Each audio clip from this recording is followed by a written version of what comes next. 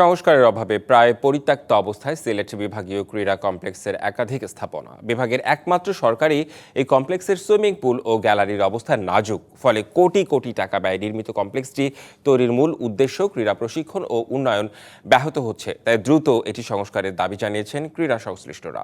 জাতীয় ক্রীড়া পরিষদের অর্থায়নে ২০১৪ সালের শেষের দিকে বিভাগীয় ক্রীড়া কমপ্লেক্সে নির্মিত হয় এই সুইমিং পুল। ২০২২-এর ভয়াবহ বন্যায় তলিয়ে যাওয়ার পর অকেজো হয়ে পড়েছে এটি, আর তাতেই গ্যালারির দেয়ালে ধরেছে ফাটল, জন্মেছে পরগাছা উদ্ভিদ। সুইমিং পুলে নেই পানি, যত্রতত্র ময়লা আবর্জনা পড়ে আছে।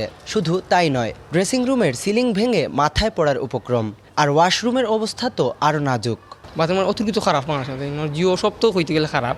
বাথরুমের ভিতরে ড্রেসিং রুম আপনার সুপার টুপ আছে, সবটা বাঙ্গা বোয়ার জায়গা নাই বেশি। প্লেয়ার তৈরি করার জন্য যে উপযুক্ত পরিবেশ সেটা আমরা দিতে পারছি না। জিমনেশিয়ামের অবস্থাটা খুবই বাজে অবস্থা, সুইমিং পুলের অবস্থা খুবই বাজে। আপনি এই ভিতরে ইনডোরে গেলে দেখবেন এখানে বসার মতো জায়গা নাই। এসব কারণে ব্যাহত হচ্ছে খেলোয়াড়দের অনুশীলন ও আনুষঙ্গিক কার্যাবলী। সিলেট বিভাগের ক্রীড়া উন্নয়ন এবং প্রশিক্ষণের একমাত্র কমপ্লেক্স এটি। ২০১৪ সালের নভেম্বরে প্রায় ২৫ কোটি টাকা ব্যয়ে নির্মিত হয়েছে, তবে বেশ কয়েক বছর থেকে এর অবস্থা প্রায় জরাজীর্ণ। নতুন এবং ফিরে আসা গ্রাহকদের জন্য নগদে চলছে ক্যাশব্যাক সহ প্রতিদিন হাজারো উপহার জেতার সুযোগ। হবে আশা আর ফেরা, সারপ্রাইজ সেরা।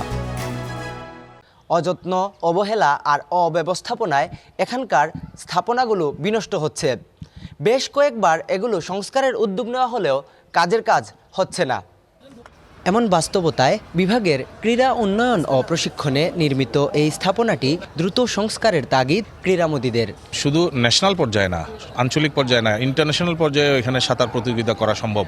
এটা এরকম একটা প্রজেক্ট এখানে, যার কারণে এই জিনিসটা আমি মনে করি ডিসি মহোদয় যদি একটু চেষ্টা করেন ওনার জন্য অনেকটাই সহজ হবে এবং আমাদের সিলেটের স্পোর্টসের জন্য এটা অনেক পজিটিভ একটা ইম্প্যাক্ট বয়ে নিয়ে আসবে।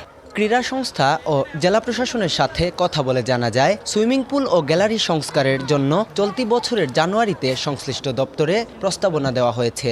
শিগগিরই এটি সংস্কারের আশ্বাসও মিলেছে। জাতীয় ক্রীড়া পরিষদ বরাবর আমরা সেটা প্রস্তাবনা পাঠিয়েছি।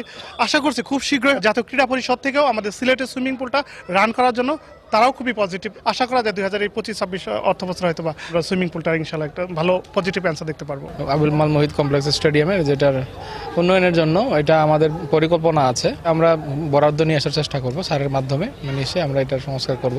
সংস্কারের মাধ্যমে নতুন রূপে ফিরবে বিভাগীয় ক্রীড়া কমপ্লেক্স, এই প্রত্যাশায় দিন গুনছেন ক্রীড়ামোদীরা। Tawhidur Rahman Shah, DBC news, Sylhet.